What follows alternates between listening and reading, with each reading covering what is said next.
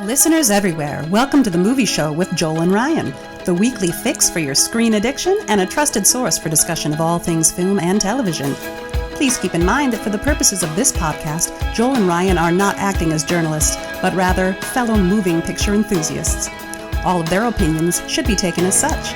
Also, please be warned that while Joel and Ryan may seem like petulant children, they are, in fact, adults who may occasionally use adult language.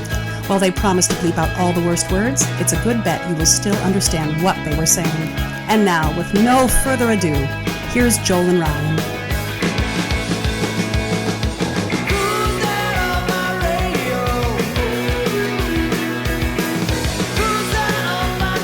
Everybody! Hey, we're back for another week. Welcome to the Movie Show with Joel and Ryan. I am Joel. And I'm Ryan. And we're happy to have you back with us. We hope that you are enjoying the guest-filled our guests on the virtual Big Blue Couch. Because this is fun. This is a fun, to me, this is a fun sort of departure from the last year and a half. How long have we been doing this? Year and a half now? A little over a year and a half, yeah. We started in October or something. That's right. Yeah. So, so this, I mean, don't get me wrong. I'll be happy just to, when Ryan and I can sit on the couch and actually look at each other and talk again, that will be great. But if we have to do this, hey, this is good. We'll do it this way, and we'll bring more people in. So, how you doing, Ryan? How you doing? Can't complain. That's How about good. yourself? Yeah, doing all right. It's as we are taping this, we are getting toward the end of May, and every day just seems to bleed into one another.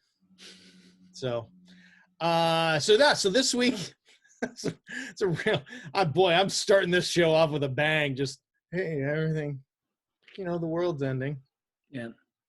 But now today we have another guest. This is going to continue our summer as long as it can. Yeah. As long as there are guests who wish to appear. Our Zoom. Hint. We're talking about you. Yeah. Yes. We do have a guest lined up for next week already. That's good news. Haven't talked to you. We'll talk about that offline. But yeah, so he's a special dude. We don't want to over tease next week's guest when this week's guest is awesome. Yep. But next week's guest, both these guys you've heard a lot about. So if you've been following us, so that'll be neat. Yep. So so this week we have a really good personal friend of mine who has been listening to the show. He just, if I remember correctly, and he'll have, well, you know what, I'll save it for when he comes on. Smart. Our friend Bryan, who has written us, we've discussed some Star Wars news with Bryan. Star Wars had conversations with him. So we thought it would be fun to bring him into the show, and we can talk a little bit of Star Wars, a little bit of sci-fi. So everyone, please welcome Bryan Crossland. Hey everybody. That goes wild. Yeah. So hey, Bryan, how you doing? Doing all right. Good. So I was just starting. I was gonna just do our whole backstory, and then I realized, well, that's dumb. We should bring Bryan in so he can he can speak a little himself. But I remember, I think was it around Thanksgiving or so that you were like, hey, I've decided to binge your shows. Yeah, it was about that time, and I started listening a lot on the way to work, at work, and I was doing a lot of traveling. I had taken a trip back to see my folks in Virginia, and that trip is a 2-day car drive. When you got the kids in the car and you're going, it's like 2 days of legs, and I'm like, this is perfect. I just throw on the movie show. 2 full days to Virginia. 2 full days. Yeah, it's about 12-hour legs of driving each, from here in Minneapolis all the way to Washington, D.C., or outside of D.C. And it's, you got time. You got time to listen in the car. Yeah. That's what I did. I listened a lot. And Bryan and I have known each other. Do you have any idea how long you and I have known each other? God, it's been 7-8 years now, because Ben is, let's see, Oliver wasn't born yet, because I remember we had met before Oliver was born. Yeah. And the night Aaron gave birth, the night before, like that Friday night into Saturday, or was it? No, it was like we were playing a Thursday game or Sunday games, because he was born on a Monday. I was in goal and I was telling everybody, listen for my phone, because it could be my wife, right? And so we've known each other a little bit over 8, almost 9 years now. Mm-hmm. So Bryan and I play soccer together in an old man's soccer league where, as I always say, the first 10 minutes of every game is really, really exciting. Yeah. For that, it's just an act of attrition to get to the end.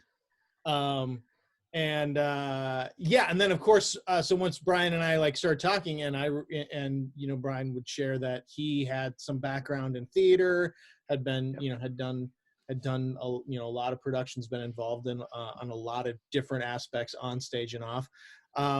It was like, hey, cool, person that I actually can, that speaks a little bit of the same language. And then of course we also are both huge fans of Manchester United Football Club. So it was all just part of the coming together at the right time. But is that the bottom part of a scarf hanging there? Yes, it is right there. There's a Manchester United scarf right there. Nice. And so that's how that's how Bryan and I came. And then and then you were nice enough to start listening to our show, and then you were like, I have some thoughts. I have thoughts. I have things to share. And and it was great because you were like, I'm gonna, you wrote in saying, hey, I'm gonna, I'm gonna write in about some stuff. And then of course we started talking really in depthly about Star Wars. Yep. In our was it the special edition episode first, and then a little bit. The big letter was in response to the Rise of Skywalker. Yeah, it set me off. Who knows? We didn't do a prequel deep dive yet, so maybe we would have got a letter based on that as well. But it was that Rise of Skywalker hit a lot of ears out there because it was, I don't know, because we don't do things that are terribly topical, and we were posting that just a couple days after it opened. Yeah. And did our best to do a deep dive without having really digested that movie, which I think is really hard for J.J. Abrams films because they affect you very differently. At least me, they affect me very differently when I first walk out of the theater than even like later that same night. My opinion has changed a lot about it. And not to mention weeks or months later where I find myself being much more critical of them the more I think about them. But that's not to say that he doesn't make entertaining films. I think they're all pretty, all of his movies have their merits, but I don't know if they don't hold up in a lot of ways the way some other things do, which is unusual for a films directed by a writer, in my opinion, because he really is a writer first. He's a very, technically apt, big budget film director now, but he started as a writer and a showrunner in TV, and he comes to it with, to me, that's his magic skill. And I would agree with you on that one. I think his sweet spot is television. Like the films are entertaining. The film was entertaining, but I watched it. I watched it again a couple days ago, and having watched a lot of films in my time, worked on films and done things. You look at Star Wars, the original ones. You look even the prequel ones, and that first 16 minutes is so jarring. It's so hard to digest. And when I viewed it again with the lens of, all right, where's this coming from? Where is this need to context switch so many times, location switch so many times, and not really tell a full story, but tell a story in sudden bites like we're going in a fast review? And it hit me, television. it's like, oh, this is like you are on television, but you're not television, right? This is Mhm. film. It's a movie. There's a sense of this is a half season of television crammed into one movie. Yep. All the ancillary characters are very TV like. That's true of all his films, though. I think that's not a bad thing. He has people show up in his movies typically in roles that would be maybe should be in some cases, but would often be throwaway roles, and he casts and creates something memorable out of those. He insists kind of upon it being that way. But I don't know. Rise of Skywalker, we've hashed that out pretty much, so I don't want to totally revisit. But think of all the people in the camp, as Joel said, all the people in the camp Skywalker or whatever we're calling it. Camp Wanna Be a Rebel. Yeah, I laughed so hard when you said that. Right. That was a good one. So Ryan, have you watched it since its release? Yes, once. Yeah. Yep. Has now you were saying that you find yourself getting more and more critical as you have more distance when an Abrams movie opens. Did you find that again with this? It's I did what I always tell people not to do. I watched the Star Wars movies here this past beginning of May. It took me 3 weeks, but I watched them in number order. Essentially, and the only reason I did it wasn't because I think the saga is better in numerical order. I think it's much, much better in release order if you have to watch them all. Sure. I've always said that. And I always say, just to reiterate, that's the only way to watch them for the first time to me. I believe strictly in that doctrine. But once you've seen stuff, mess around. If you're like me and you're going to watch movies over and over again. The only reason, though, I watched the prequels first was I didn't want to spend the weekend watching. They weren't good enough to take up my Friday and Saturday nights. Even staying at home and locked in the apartment building, I'm just like, that's Monday through Wednesday. Those guys. Yeah. So sorry. That's me getting into the bushes on stuff, but yeah, I watched it, and it doesn't have any of those corny moments that the prequels are guilty of, where its big moments are corny. Both his films, the bookends of this latest trilogy, avoid that completely. The dialogue is fun and it bounces around, but it doesn't feel false. But all the films, in retrospect, and it's a disease kind of that's like your doubt and your criticisms and stuff. It kind of infects you, and it gets worse and worse as it goes. There's some stupid things in Rise of Skywalker. That Leia's death in particular, just terrible. It's almost like if you got 5 of the worst studio producers you could find in Hollywood and had them take notes, and you just did everything they said in that sequence. It's that bad and that frightened that people are going to not understand what's going on here. So there's no attempt to make something lyrical or interesting of it. You think back to Han Solo's death and granted they had Harrison Ford to work with in that film, so I'm sympathetic, but man, just her getting up, walking away, her reaching out to him, and then her arm dropping is enough. We all get the gist of what's happening. For Maz Kanata to know what's happening before it happens and explain it to another character looking on who then does nothing about it. Right. I mean, she's explaining it to us, and it's just terrible. I mean, it's just as bad as anything in anything. Yeah. Yeah. So it has those things in it as well, and that's depressing. It's not corny. That's not a corny moment. It's I don't know. Bad, yeah.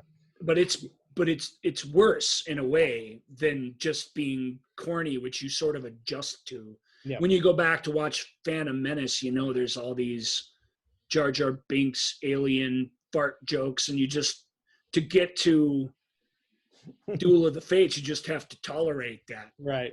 So it's all horrible, don't get me wrong, but you get used to it.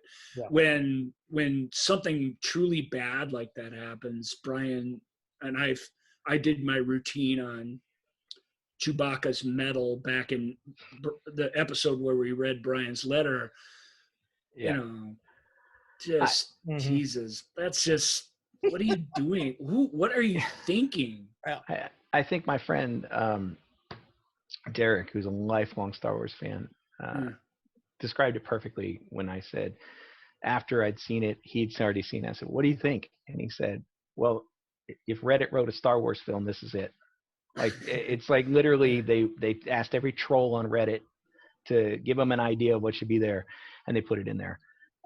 Should Chewbacca have gotten a medal? I mean, that's not even his medal. It's Han Solo's. It's Han Solo's personal effects, right? And it should have been a nice. Is that scene. what it is? That's not made clear. It should have, and it isn't made clear. And what should have been made clear is Chewbacca is the last that makes surviving it better, family. By the way, yeah, by like a lot. But I didn't know that when I was. No, I thought it's there's no way to know that. Yeah.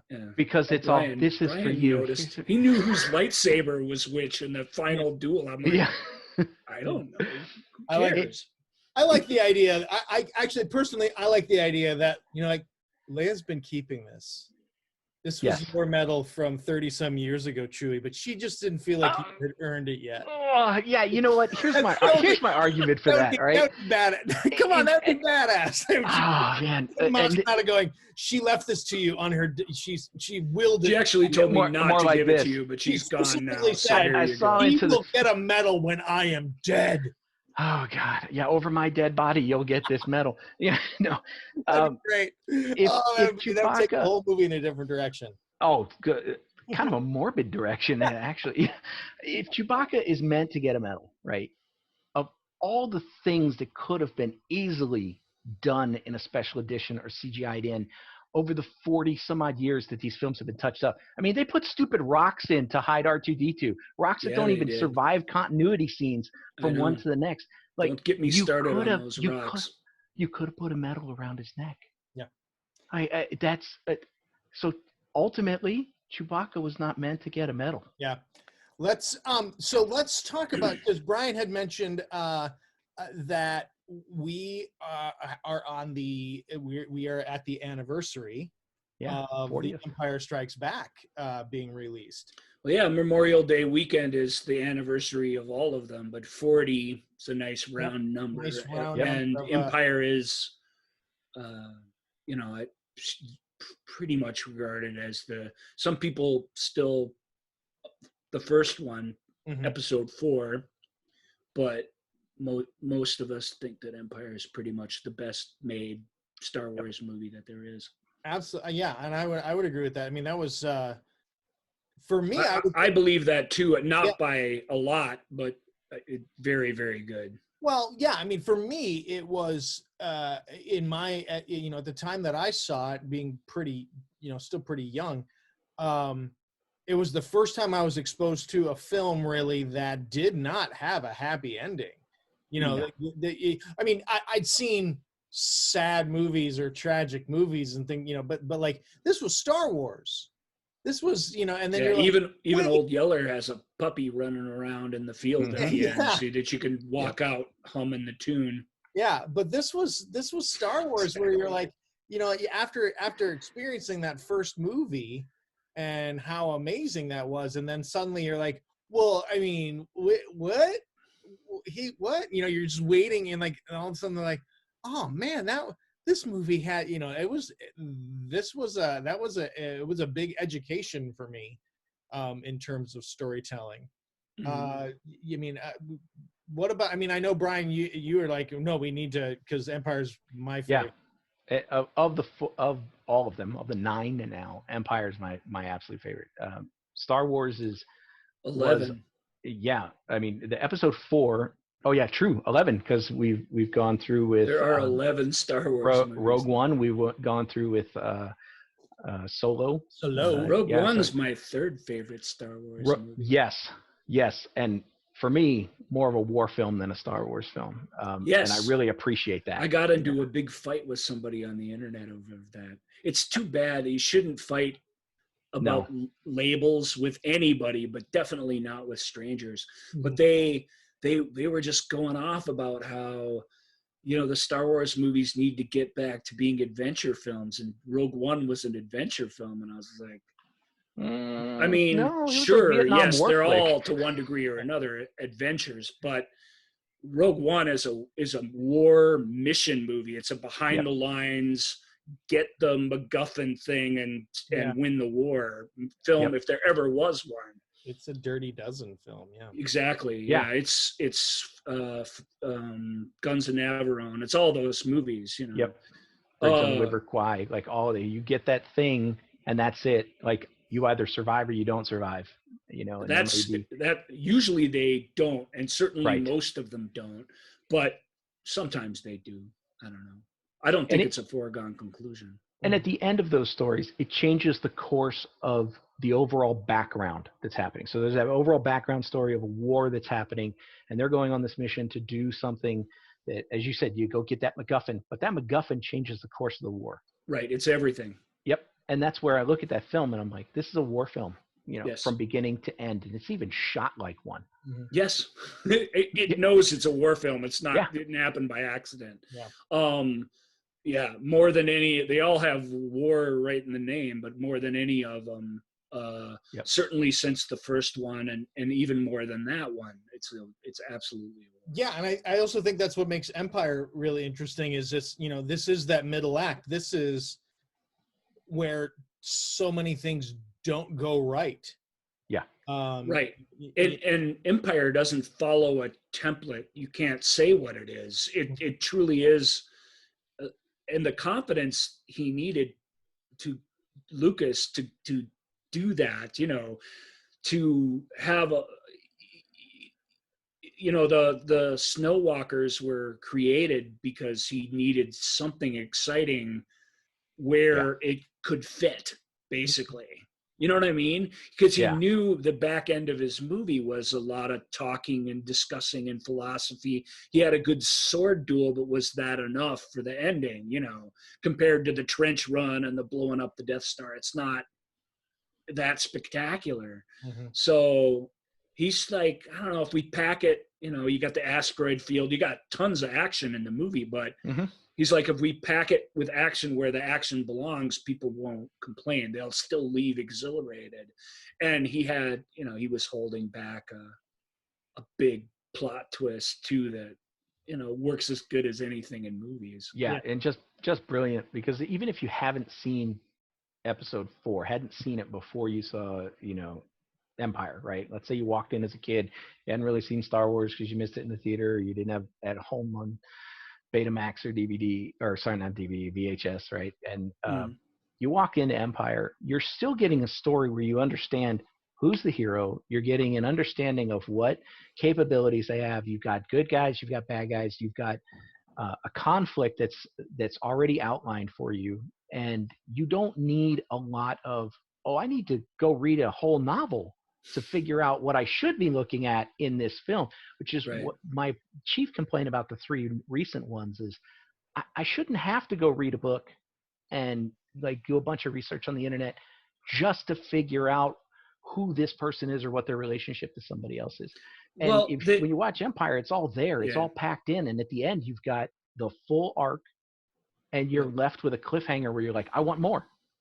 Mm-hmm. The prequels and these sequels, I guess we'll call them that. It's hard. I still don't have a proper name. I'm not going to break out last 3 Skywalker saga every time I have to talk about them, but the sequels, the sequel trilogy, we'll call it. They're telling slightly more complex stories than those middle 3 chapters too. But you mentioned something, the other day that you should definitely touch on again, which is the sense that, and the prequels don't have this problem much either, but even they're diluted in this aspect. Diluted, excuse me, not diluted. The sense of visual storytelling, the fact that you really can, like you say, watch it with the volume off, or just watch it with the music even, and maybe you're not getting all the details, but you get the Han Solo Princess Leia relationship. Yep. Visually, it's all there visually, truly, in Lucas's movies. And there's some really great visual things in the sequel trilogy, but it as a rule, it doesn't start with that. That stuff just happens when they slow down enough to make a moment count. They're very messy visually, comparatively. Especially like when you open a film, you want to make sure that you get that sell right. And there's a lot of great films that give you that visual walkthrough, that visual storytelling where if you turn the sound off, you can follow it. And I'm going to call it episode 4 is a great one. Take away the scroll, take away the sound. You watch the first 15 minutes of that film, you completely understand the dynamic and the relationship and what you're viewing. You might, again, like you said, you don't get the nuances and the detail which dialogue delivers. Because the script wasn't even very important to Lucas. Right. He let everybody who wanted a pass at it rewrite it. Brian De Palma wrote some of it. They don't get enough credit, but the Howard the Duck people, Willard Huyck and Gloria Katz, wrote all that bickery dialogue, that old Hollywood stuff that establishes all that relationship. That's all them. George didn't write that stuff. And he didn't need to, because he had the picture of the cantina in his head, and he had the vision of the Star Destroyer passing over us all at the opening. Yep. In his head, he knew what all these things would be, so he didn't have to write it all out. Right? A lot of that was going to take care of itself. And Abrams, and it's not a good or bad thing necessarily, but he's a writer first truly in that sense, that it's all on the page, and you got all these people asking questions and getting things explained to them. I mean, Rise of Skywalker is just scene after scene after scene of people saying what's about to happen and what just happened. Lots of explanation. And you need it. As a matter of fact, for that movie's complex enough that you don't even get enough of it in some cases. So it's not that he's wrong to do that in his movie. It's just, it's a whole different, he just interfaces with the material in a completely different way than Lucas did. And it's more so than that. For me, I think a lot of science fiction needs to do more of the show, not tell, right? If you look at the Star Wars films, even the prequels, the ones that Lucas had done, and even films that aren't Star Wars, right? With anything that has to do with the technology or with something else, your characters are already involved in it, right? They're using it in a natural way. For instance, no one explained to Luke Skywalker how to turn on a lightsaber. If you go back to that scene where Obi-Wan Kenobi goes, "Hey, that's a lightsaber, and it was your dad's." What happens? Luke just points the thing out, pushes the button, and blade comes on. But no one said, like, Ben didn't stop and be like, "Hey, man, right there, yeah, do that. Oh, no, point that side towards that." And that's kind of what I get out of the Abrams films, where everybody's like, "Oh, no, I have to give you every detail of what you're going to do before you push the button." It's like, and it's explaining plot, like you say. There's plenty of explaining by Obi-Wan, for example, but he's talking about history and philosophy, and that's interesting to hear an amazing actor talk about. To have people just explain to each other where they've been and what they're doing, and plan constantly for what the next thing is. I don't know how many acts are in they're split up, but how many acts are in Star Wars? There's 3. Return of the Jedi, really, there's just 2. Mm-hmm. there's Jabba's palace and there's the assault on the new Death Star, and that's it. Yep. And Abrams' Rise of the Sky, not so much Force Awakens, which starts a little more gradually for a modern movie, but Rise of Skywalker is, how many different places do they travel to solve this or that manufactured problem? You know, and his Trek movies are the same way, yep. except they're even looser and stupider, perhaps because Trek really is a pretty talky science fiction property. It is, but there is some showing and not telling inside of Star Trek, even in the original series. You know, sure. The first time you get into hyposprays or tricorders or any of those devices, Spock didn't walk out and be like, tachyon beams, or they're just talking about it. Just talking about whatever they want for whatever the situation is, but they do talk a lot about that stuff. Yep, and if you look at Gates McFadden will tell you that stuff's no picnic. She doesn't like talking about. She hates that stuff. She's and some of that stuff, like even the things that they were doing with the devices on the set, like Will Wheaton will tell you, they sat me down in front of the console and they said, "You're going to fly the ship." Nobody explained to me what the controls did. I made it up, right? I just looked down and said, "Oh, that looks like a thing." That's that part makes of his job. faster. They put controls in front of him. Yeah, which is the great bit of Galaxy Quest, where they that's right. They base the movements. They base the entire propulsion design of the thing based on what the actors are doing. What he did when he was a kid playing on the end, which I love. That's funny. Yeah, Galaxy Quest. Since you brought that's a really fun movie. The coup that it pulls off is that it bringing in the fans to explain how stuff works at the end of the movie that's very clever. I was super impressed with that, and because that could be really cloying and annoying, but it's Justin Long, right? Long, yeah. It's great. Great. He could have played that as a caricature, and he didn't, which is cool. There's a documentary on Amazon now about Galaxy Quest that I want to check out because we're at an anniversary of Galaxy Quest now. So I'll have to give that a watch and see if there's any more illumination on that. Yeah, because I love Galaxy Quest. That movie slays me. Smart, funny sci-fi. Like to just take the whole premise of all these television signals that are beaming into space, and I think we've had Twilight Zone episodes that talked about the aliens that received the signals, and that's how they thought Earth operated. But just to take it to that level of, well, we didn't know. We thought you were more advanced. What's his face? The leader of the aliens that need our help. I can't remember the actor's name. Enrico something. Yeah, it is. It's he's a great actor. The guy from Brooke Shields' show. No, he was on Laura San Giacomo's show. Much better show. Oh, that's right. Yes. Much better show, and he was much better on it than anyone that was on Brooke Shields' show. Just, I don't want to get into that, but for the record.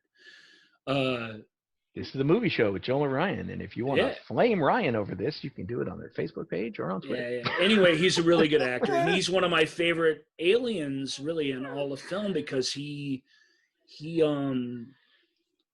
just a person of honor and optimism, and he always does the right thing. Like, that's fun to have a character like that, and he's a cute, wobbly cartoon of a person, but when the chips are down, man, that guy, I mean, if you just track his story arc, at every turn, he does the right, kind, smart thing, other than just believing that this TV show is real, which this whole race believed.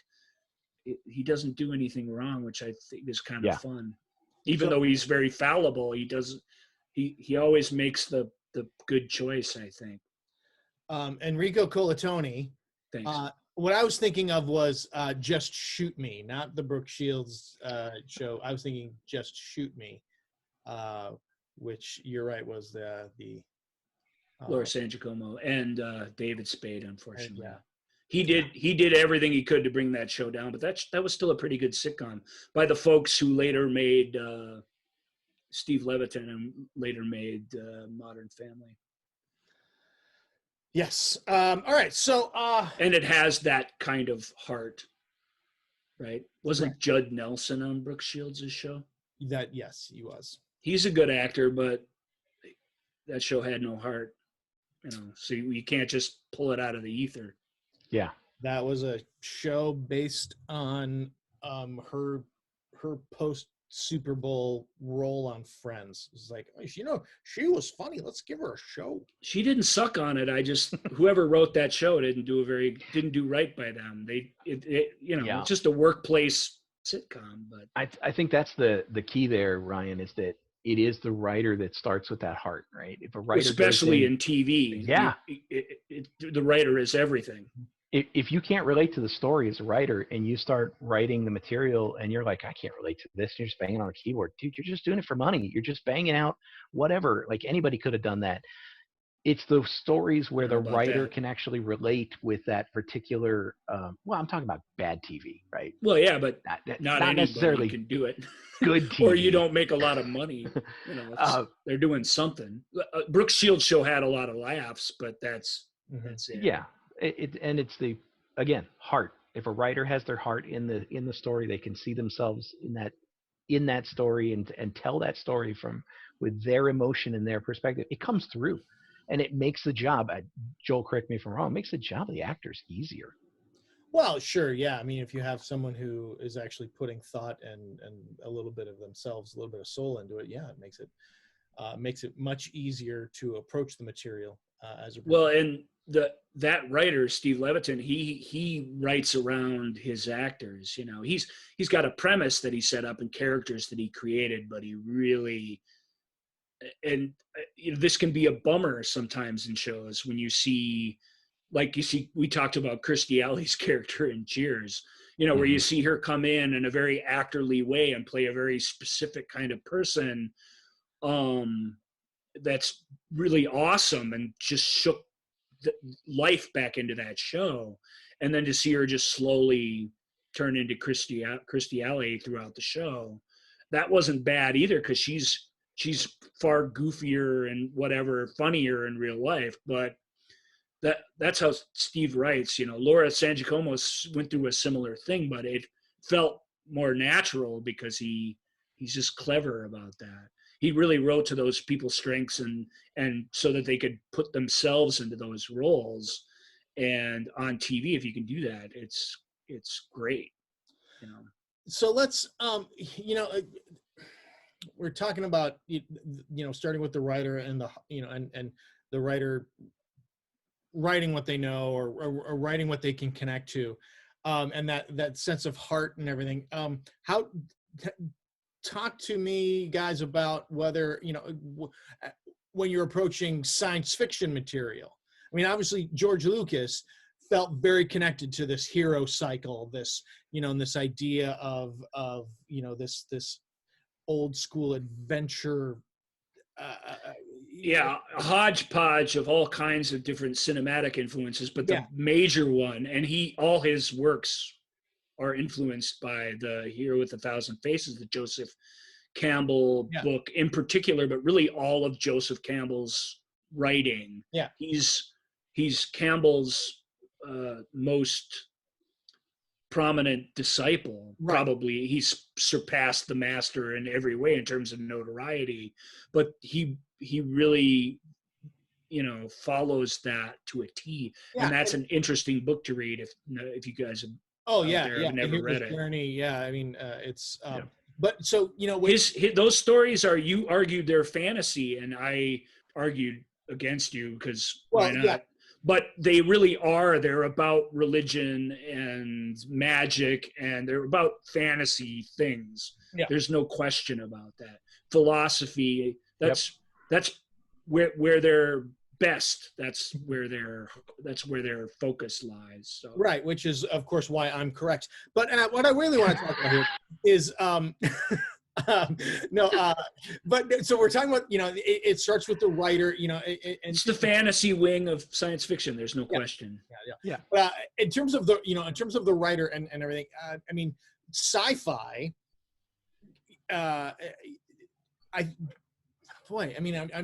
it feels to me like sci-fi is one of those where as a writer has to have a very strong point of view and a very strong connection. The beauty of sci-fi, if we're gonna start here halfway into the show to our love fest for sci-fi, which is what this is supposed to be about. Yep. So thank you for getting us back on track. My God, we could have talked about 90s sitcoms for the next 40 minutes. That would have been a disaster.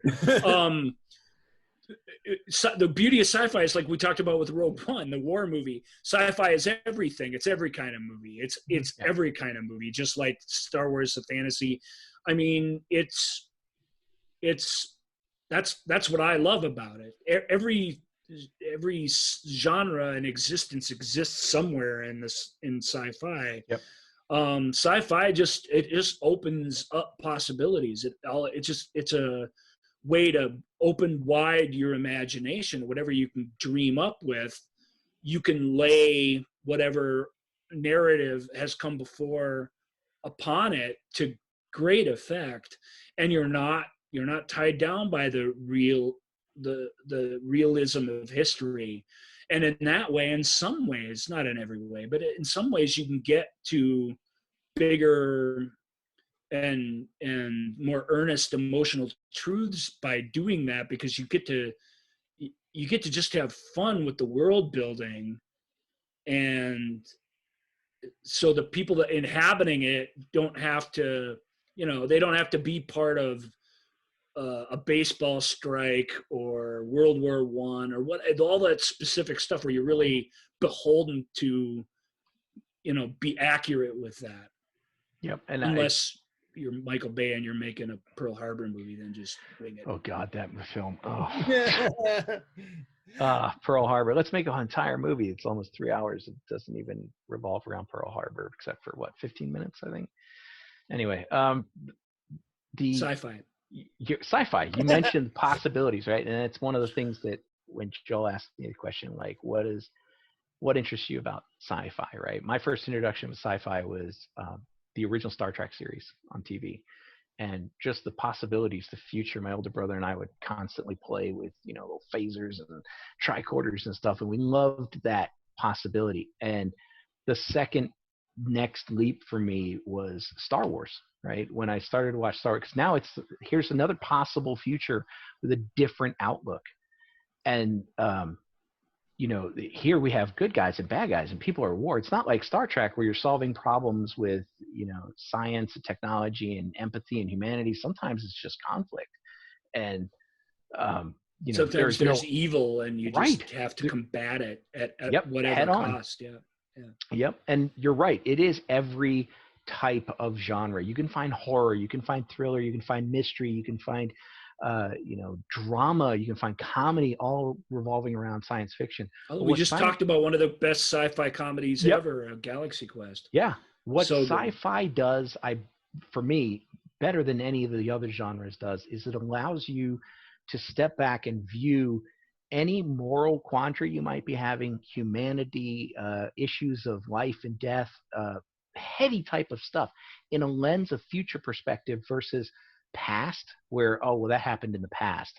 Those are decisions that people made because they didn't know any better. Mm-hmm. And in modern films where it's set in present day or maybe a couple years back, audiences have a tendency to say, well, I'd have made better choices. I wouldn't. It allows you to separate. Sci-fi allows you that safe space to say, we're going to talk about the subject matter of should you go back in time and change something to bring somebody back to life? And if you did that in a modern setting, people would be like, oh, well, I'd have made better choices and never got killed in the first place. Well, it's sci-fi. You're like, well, okay, well, the guy's dead. And if I could go back, what would I do? Is there any non-sci-fi time travel? Not really.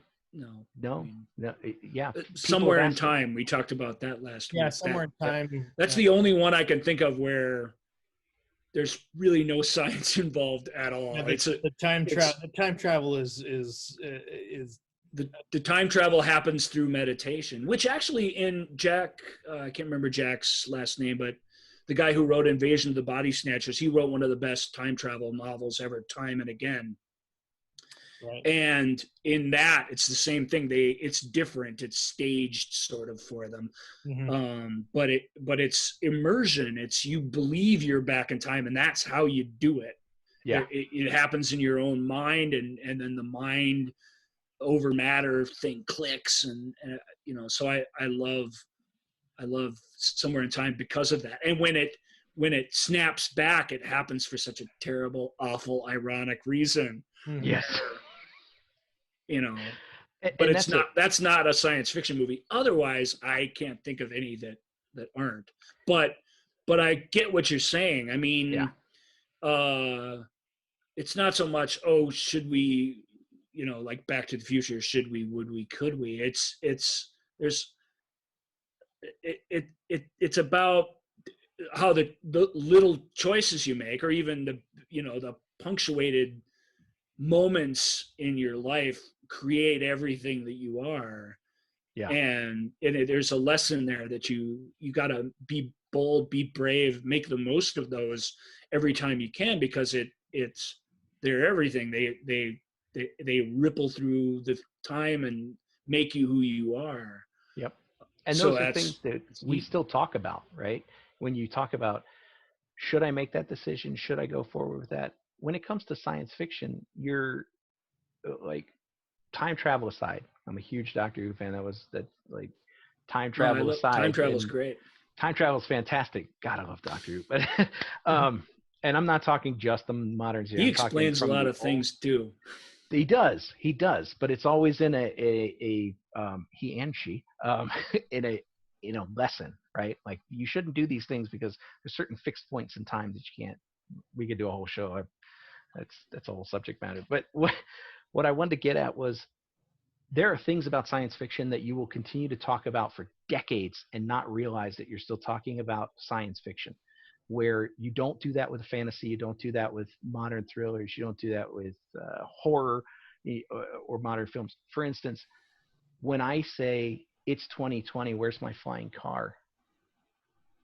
Where did you see that? The Jetsons. You grew up watching the Jetsons. You knew that everybody had a flying car. By 2020, we should have had a flying car. What year did the Jetsons take place? I don't remember. That's a very good question.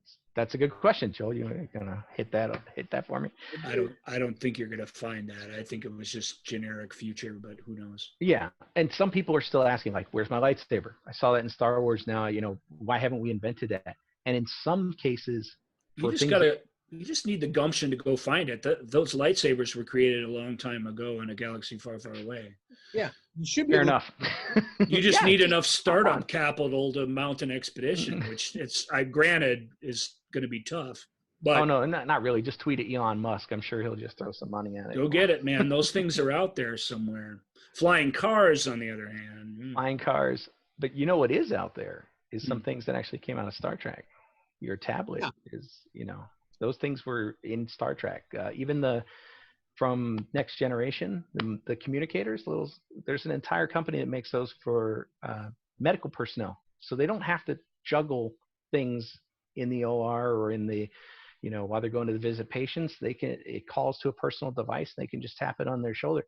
That stuff is inspired by sci-fi. No, nobody went out there and said, "Oh, I was inspired by Lord of the Rings, so I created an Narsil, and now that's available to help our, right, people be a better." No. Yeah, it's that idea of someone can imagine.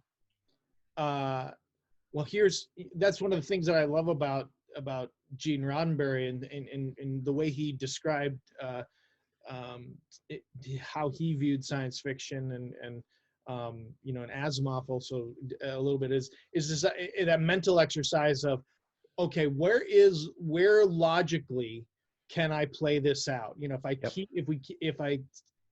I identify a pattern, and if I logically play it out, where could it possibly go? And then that's where the story comes for them, is playing it out to a possible natural conclusion. That's what I, and then they do this, and they create this fiction idea, this story, and then people will be like, I think we can do that. Yeah, I think I know how to get there with that. He accurately predicted the COVID crisis as well, because he had everybody in the future wearing pajamas all the time. Yep. I think that's pretty. You know what that is? That's a solid bit. I was about to say they did the same thing. It's the best I have for now. That's all I can bring to each show. The Jetsons took place in 2062. Did it? Yep. Nice. Okay, we got about 40 more years before the flight starts. But it was inspired by a book predicting life in the year 1975. What I love is this book of this is how we'll be living. Yeah, future sci-fi writers try not to date stuff. If you have to, you have to. But if you don't have to, don't. There's no reason to tell us it's 2062 unless. Yep. Apparently they never said it in the show, but it was promotional materials that were sent out by Hanna-Barbera that said it still takes place canon exactly 100 years into the future. Oh, marketing people. Marketing. Oh. Yeah. Also, don't have the president as a character in your thing unless your thing's about a president. Yeah. Otherwise, his showing up or her showing up is just distracting and weird. Real quick side tangent. I was rewatching the movie Dave, which is one of my favorites. Mm-hmm. Dave is about the president, though, so that's present company excluded. So later on, spoiler, when Ben Kingsley's Vice President Nance is sworn in, it says, Vice President Nance was sworn in today as the 45th president of the United States. And it was like, oh, so in that movie, Bill Mitchell was the 44th president, and trying to, so it was taking place when the movie came out. Who was Clinton president when it came? Yeah. Yeah, Clinton was president. Clinton had just been president for not a long period of time. I want to say 1 or 2 years. Yeah. So it was playing out, just slightly ahead of where. I'm like, oh, 45. Oh, that's. Yeah, that's now. Yeah. Would that we could have Ben Kingsley as our 45th president? He'd be a good one. Yeah. So I think I think we the futures that some of the potential futures that we see. I mean, let's talk about the categories of futures that we get in sci-fi. I mean, obviously there's these dystopian futures where everything that we sort of know of now has collapsed. Yeah, there's utopian and all the way to post-apocalypse. Yeah, post-apocalyptic. Which I consider dystopian is near the bottom, but I'd still rather live in a dystopia than a post-apocalyptic world. Sure. Yeah. So I'd rather suffer a totalitarian regime than have to kill and eat scorpions for lunch or something. Not necessarily scorpions, other people I'm not going to last long in that future. No. Yeah. I'm somebody's banquet. Yeah. Oh god. Pat Oswalt. But Star Trek close to as. Yeah. It's certainly not a utopian future because it deals with all the issues of the day very artfully and creatively, like Bryan said. But it is a somewhat romanticized and idealized idea of what humanity will become. Mm-hmm. And then you get the utopian futures where you discover the utopia is not a dystopia. Is a dystopia. Psych. Yeah. Do the kids still say that? Psych. They do on Logan's Run. Yeah. I don't think they say that in Logan's Run. Do you ever notice how in Logan's Run at the beginning that they're way too excited to kill that dude? Richard Jordan's like jumping out and he's like, ha ha, runner, we're gonna kill you. It's just like, you guys are, I know it's your job, but why are they're so happy? It's like a surprise party for this guy. Yeah, and the disconnect, the mental disconnect, right? I'm too happy to kill this guy. The mental disconnect of, hey, buddy, you're next at some point. Like them cracking wise about it after they've killed him, the gallows humor of a cop or whatever. Like that I get. I just thought the joyfulness with which they go after that first dude is really tonally challenging to me. I spend a lot of the following sequences just getting over that. Yeah. Definitely no humanity there. Yeah. That's the point, but it's just a little too on the nuts, I guess, for me. That is the point of the whole movie, but I'm trying to think of other futures, other utopian, are there any utopian futures that were really celebrated? Well, we weren't supposed to go back too far, but Metropolis comes to mind. Yeah, I was about to say. As a proper utopia, but utopia is not interesting. So no, you don't see that drama. That's not dramatically interesting. Yeah, I really think Star Trek is kind of as close as you get while it's still. Yeah. The thing with Roddenberry is he wanted to attack all these modern issues while still painting humanity as beyond famine, beyond death, or not death, but beyond any economic concerns or war. It was like, let's put everyone on common footing. Yeah. Yep. And yet when the Klingons do something we don't like, they're all ready to go to war against them. So it isn't really utopian like the show keeps saying. Mm-hmm. He was at odds with himself in that way, which is weird. And of course all the writers and guest people, all wanted to take on their issue or this or that, and he's all but not with the it has to be, you have to paint somebody green, or when I'm watching Next Generation, I'm like, all right, who are these foreheads? It's always just some different forehead design. Yep. Which you didn't even have that on the original series. These people it was are eyebrows. Just, eyebrows, or these people are just slightly bronze. Yep. Or these people just have abnormally large collars. Yeah. And that's it. Otherwise, they just look like us. Yeah. But that's the best you could do. Some aliens lived in the Old West. Some aliens lived in the old set for Camelot. Yep. I mean, I did appreciate whatever you could find back there. We'll write something around that. Yeah. I did appreciate that, like with that dystopian future, they put a crack in it in Star Trek V. When you watch the opening of Star Trek V, you're looking at the outer edge of the Federation. You're talking about Star Trek V? Yeah, like it's not great. Like you look at the utopian society, it's almost great. Star Wars. No, I'm not saying the whole movie's great. I'm just saying that scene, right, is you begin to see that utopia. The pre-title sort of Cybok scene, right? Where they're out there in the desert. About? Yeah. And you're going, like the Federation isn't all roses and, niceties everywhere you go. There's some bad assignments. Yeah. Yep. But that's not unique to Star Trek V. Didn't introduce that. That idea goes back a ways. It does put a crack in a little bit in the Star Trek. That's what I'm pointing out. The Star Trek vision of utopia is not perfect. Right. But it never was, is what I'm saying. That was lip service. What he demonstrated was the opposite of what he believed would happen, which I always thought was weird. But you can't tackle racism and all the different things that he wanted to talk about without showing the cracks in the armor somehow. I mean, you just had.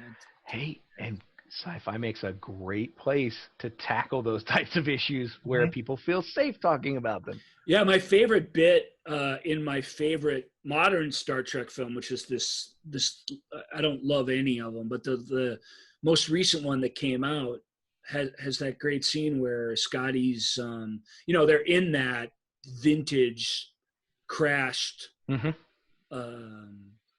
starship, and he's going, when they figure out which one it is, he's going through the log and he's like, oh yeah, and they says they did this and they did that, and captured by a giant green space hand. Because that's something that would totally happen on the original Star Trek show. But it goes back to what you were saying about how because you gotta well, just a hand. We'll make it a green hand. That'll be weird enough. What is this gonna look like? It's like if there was a hand in space. Yeah, that would be the name of the episode too. The hand in space. Well, make it. But it's fun, and it goes to show you that you can do whatever you can just do whatever you want. You can sense of, well, it's not about the hand. It's going to be about something. So the hand's just a problem we have to solve, and it's how we become better people or how we interact with each other. That's what's important. Do you guys have a this? I don't want to get into my favorites are this. I was just saying, do you gravitate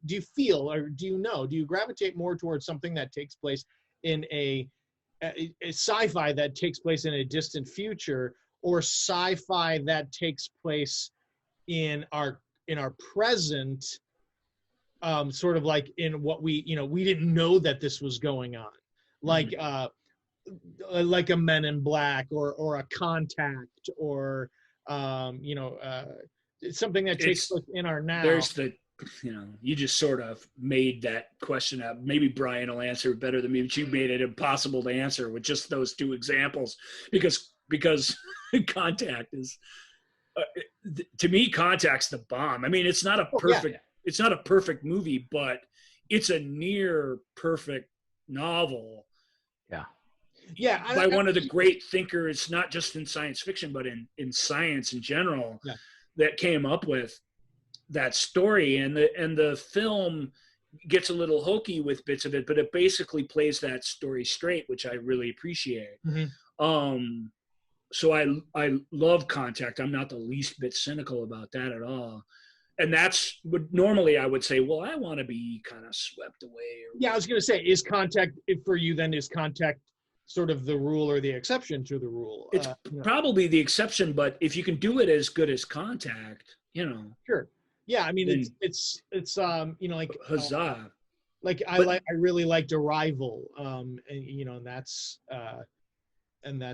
that takes place in an alternative current time. Current time. Sure. So does the Terminator, obviously. There are plenty of them that are. Terminator's got some future sequences, but only as much as it can afford. The whole point of that time travel story is, I mean, it's not the point of it, but the whole reason for it being the way it is so that they could do a sci-fi picture on the streets of modern LA and not have to do all this set decoration and stuff that they didn't have any of the money for. Yeah. See, for me, I tend to gravitate more towards science fiction that takes place in our present, in a way, like Ex Machina.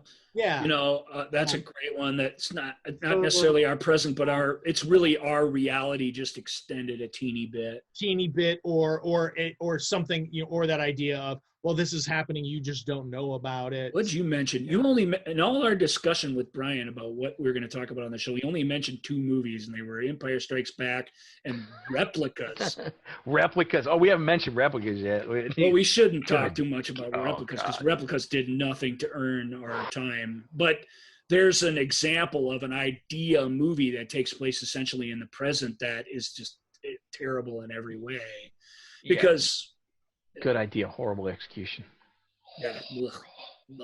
Replicas. That's considered one of the worst movies of last year.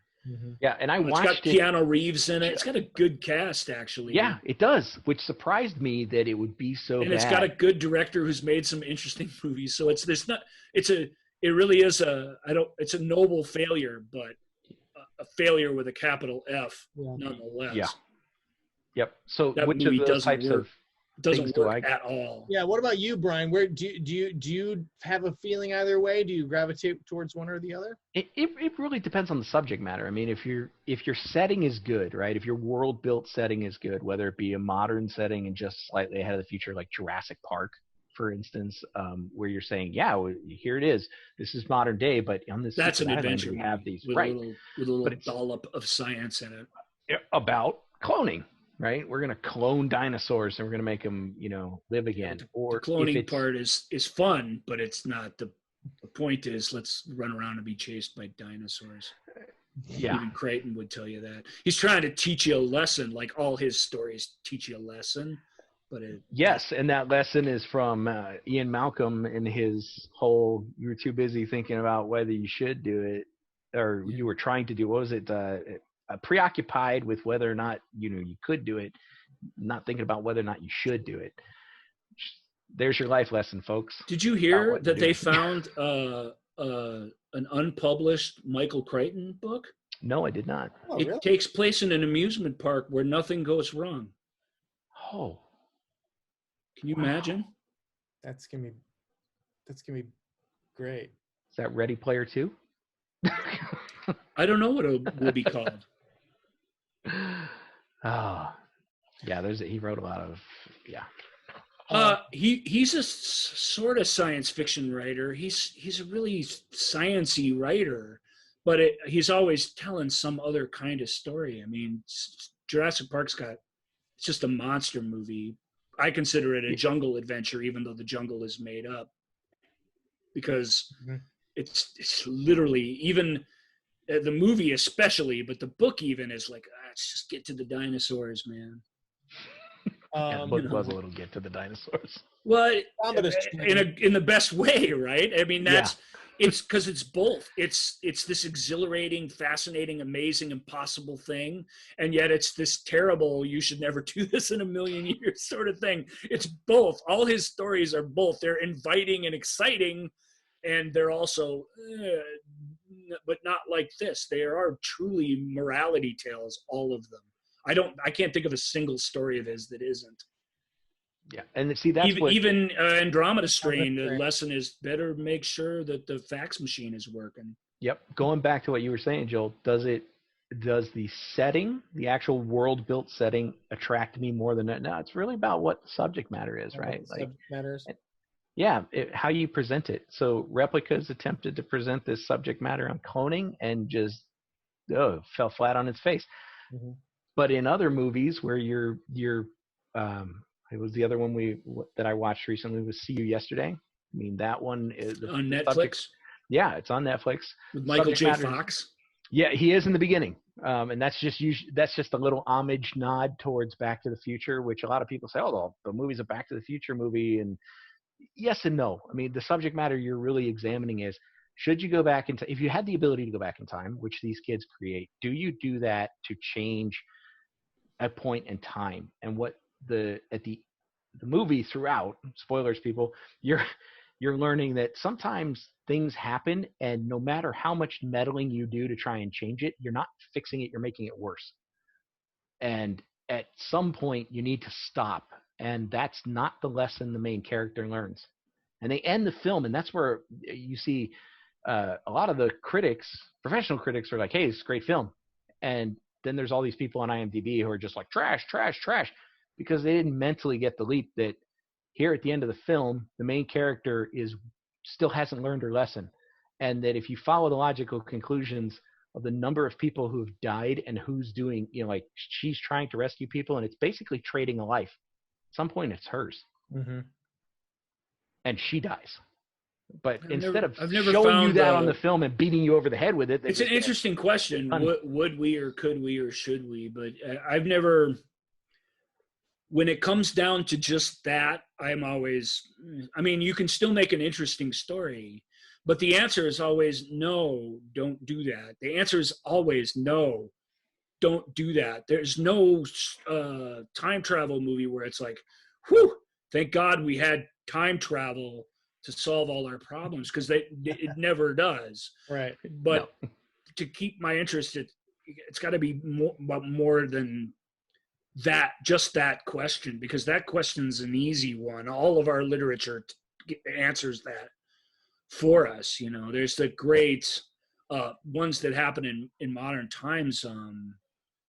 What's that indie time travel movie that's so super, super good? Oh, shoot. It's one of the smartest movies I've ever seen, and I'm not going to remember the name. Talking about Jumpers? No.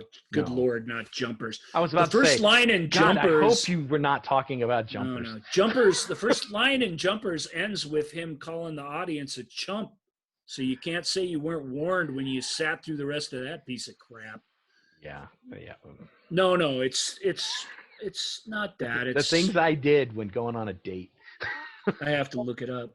Hey, look, Jumpers it's okay. It's exciting. But it's just really stupid. And the problem is it thinks you, the audience, is stupid. And I struggle with movies like that.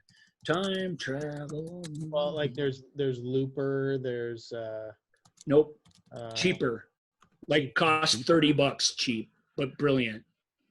Primer, right. Primer. Okay. Yeah, where it's literally the two actors and everybody else in the film is friends or family of the filmmakers. Yeah. I mean, it's super low budget, so if you're looking for anything sort of exciting, but it extrapolates out time travel in a way that most Hollywood movies are not willing to do. Mm-hmm. They're just not willing to consider it because it gets hard to follow and you have to think really hard, and the characters in the movie are smart beyond almost you being able to relate to them. But the problem they find themselves wrapped up in is it has the sort of full weight of verisimilitude attached to it because the whole thing's set up so believably. I adore that movie for that reason. So if you've never seen Primer and you don't mind watching, a shot on video, $sub-$1 million film, that makes you think, my goodness, that's just such a good script. I almost can't stand it. Because down at all. They make you work. Yeah. Yep. Because if we could have thought of that, or if we were all that smart, then we could have made Primer and then we'd all be, big filmmakers now. That's the same with Blair Witch Project. You can rip on that all you want, but if we'd have just done that, damn, we'd be millionaires. What do they say in the Doors movie? It's Jim Morrison says or Ray Manzarek says it to Jim Morrison. He's like, man, I think we should start a band and make $1 million. Because Jim says some stupid poetry to him on a beach somewhere. But it worked. It did. It worked for those guys. Who now knew? He's a legend.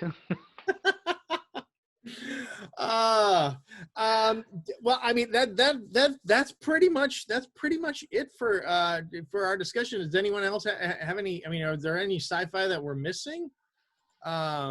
There's tons. That's the beauty that you wanted to make sure to hit. I mean, we could talk sci-fi all day. I didn't know I was going to bring up Primer, but I'm glad I thought of it. That's a good recommendation. Yep. You're saying that this See You Yesterday is a good film. That the critics got it right, and that there's more to it than people are not. Yeah. They're missing. Yeah. They're missing. I think people are hating on it because they saw Michael J. Fox and they thought, "Oh, I'm getting Back to the Future," and that's not what they got. And what they got was really a Spike Lee produced film, and at the end, where Spike Lee, those films sometimes leave you with the question and leave you hanging and don't give you an absolute answer. And there's a lot of audience members that are like, no, I want the absolute answer so I can just walk away and not have to think. And it's ruined so many movies that might otherwise be decent, Yeah. There's this great, I can't call it great, it's terrible, mostly because of the ending, but there's this pretty decent speculative fiction movie called The Circle that has Emma Watson in it and Tom Hanks. And she goes to work for some Google massive, Silicon Valley think tanky place. And it's all about kind of privacy and whatever. And as scripted, I just ruined this for you because nobody should see The Circle. It's awful. But it should have been good. I mean, the whole movie's, it's low key, but it's fairly compelling until you get to this end, which has all this just cheap Hollywood justice as you can possibly imagine, heaped on something. And of course, and if you watch the movie, it tracks another way. The character she's playing is somebody who starts with all good intentions and isn't even seduced by the thing and suffers great loss because of it and still becomes indoctrinated by it. She fights evil with evil and becomes evil. That's how it was supposed to end. Mm-hmm. And wasn't it written by Dave Eggers? It's made by good folks because it's a pretty good movie until you get to the end. And the end, they shot an actual ending. Yeah, the end is purely a test audience. Like the audience just completely failed the movie by complaining universally across the board, complaining about it. And I don't want to like people are stupid or people don't get it, but people want certain things. And when you suggest you might get something, they are very quick to not accept it. It sounds like that's what's happening with this Netflix film to some degree. Yeah. But at least it was 3 out of 5 stars for me on that one. They stuck with it. Yeah. Yep. It's good. I'll watch that. Yeah. Great. Well, Bryan, thank you so much for joining us. Yeah, thank you both for having me. I really enjoyed it. Yeah, and obviously, go watch Star Wars, everyone. If you've never heard of it, it's this real fun little film. We're breaking news here. We're the first. I think we're the first podcast to talk about breaking news. We spent the whole show on Star Wars. We did a good job. Yeah, we did. We did. We managed to avoid that trap. We also talked about Star Trek. Yes.